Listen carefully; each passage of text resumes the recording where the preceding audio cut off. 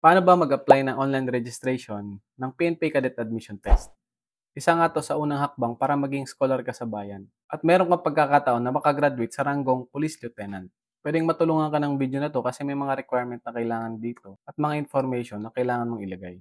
Unang gagawin mo nga ay pumunta sa website ng PNPA. Ito nga ay pnpa.edu.ph.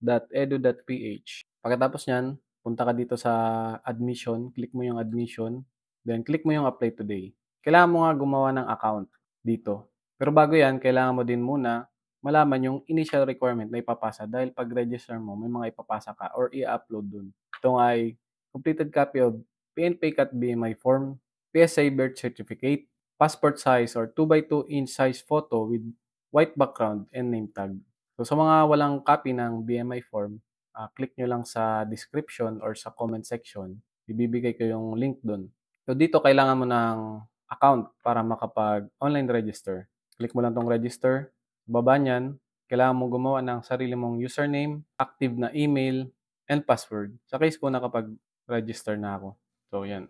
Ito yung active email ko and username and password. Pag clinic mo yung submit, okay na yan. Pag walang kapareho. Pero sa akin, that field is taken, try another. Meron na kasi kanina nag-register ako. So, punta na tayo dun sa login. So, login tayo. Submit. Yan. Pwede mo din gawin to sa cellphone. So, sa case ko, nasa laptop ako. Na-try ko din 'to sa cellphone, parehas lang. So, lagay ka ng last name, example, De La Cruz. Middle name, gawin na lang natin 'tong example. Given name, Juan. 'Pag ito, lagyan niyo naman. Kagandahan kasi andito na yung suggested. Kumbaga ito may NA, puwede mo na rin ilagay yung N sa qualifier, N.A. So, birthplace, municipality, Tan-Awan, Batangas. So, birth date, ang kalagahan dito dapat 18 to 22 years old ka upon admission. Lagay natin year 2005. Lagyan natin January 1, 2025. 2005. Okay.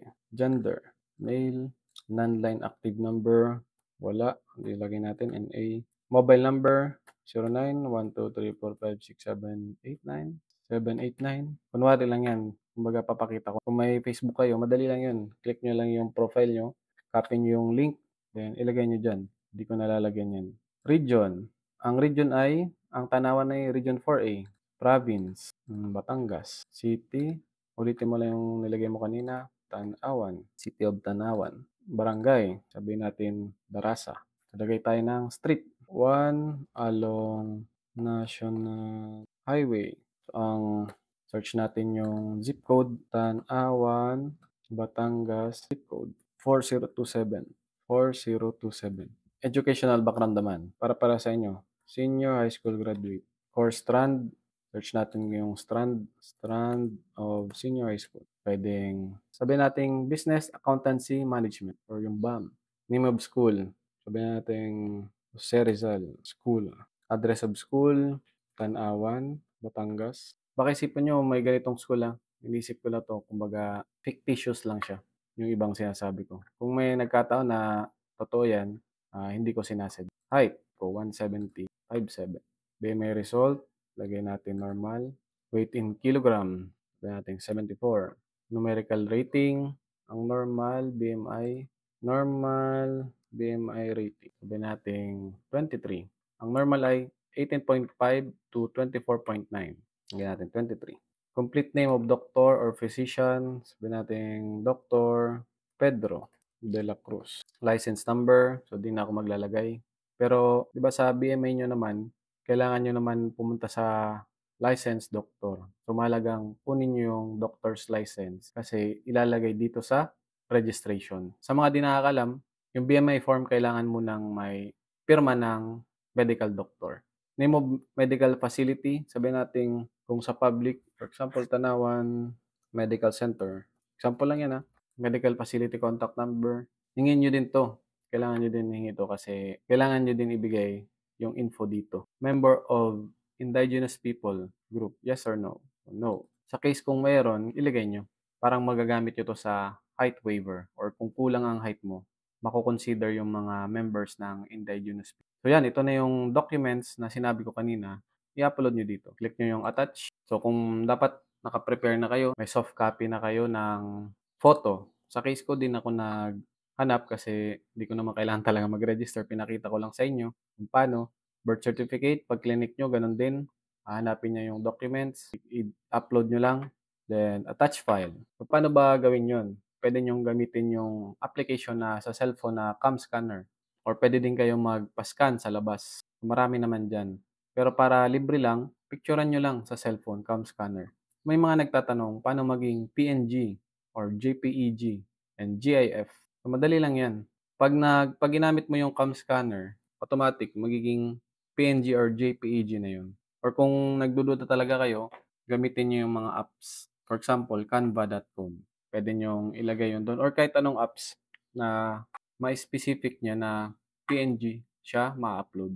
Pagkakaalam ko meron sa canva.com, meron sa Photoshop para makasigurado kayo. Ang purpose kasi niyan para mabasa siya do'n 'pag in-upload. 'Di ba 'pag upload niyo, ida-download nila 'yan, yung info mo, yung picture mo. May case kasi 'pag hindi JPEG or PNG, hindi nila mare-read do'n, mahalaga 'yan.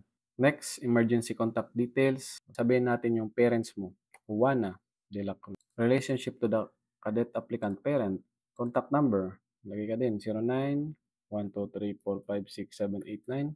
Complete address, maglagay ka ng complete address. Example, yung kanina, Barangay Darasa, Barangay Darasa, Tanawan, Batangas. Para mas specific, sabihin natin beside Barangay Hall, Barangay Darasa. So yan, fictitious lang yan ha. Kung nagkataon na ganyan yung address mo, hindi ko sinasadya yan. Testing centers. So, for example, ako, taga Bicol ako. Dapat, ang ilalagay ko dito, itong Regional Training Center 5, RTC 5, Camp Brigadier General Simeon Ola, Legazpi City, Albay. Yan. Or kung saan ko gusto. Halimbawa, gusto ko sa Region 4. Ang pinakamalapit na pwede kong pag-examan, pwede yung Silang Cavite, Philippine National Police Academy, Silang Cavite, or itong Regional Training Center 4, Camp Guillermo Nakar, Lucena City. So, pwede natin itong ilagay. Yan. Choice nyo yan kung saan kayo malapit or saan nyo gusto. O pinaka-last, I certify that all information sa binid application are true, correct, and complete. So, sa case ko, hindi ko naman talaga isasubmit to. Pag clinic nyo yan, may lalabas na message na successfully na kayo nakapag-online register. So, yan, congrats sa'yo, nakapag-register ka na. So, yan, sana naging malinaw sa inyo at nakatulong sa inyo kahit papano. Yung link ng website at yung link ng BMI form, hanapin nyo na lang dyan sa description. At kung gusto nyo naman ng free reviewer and admission tips, click nyo yung video na to. Maraming salamat.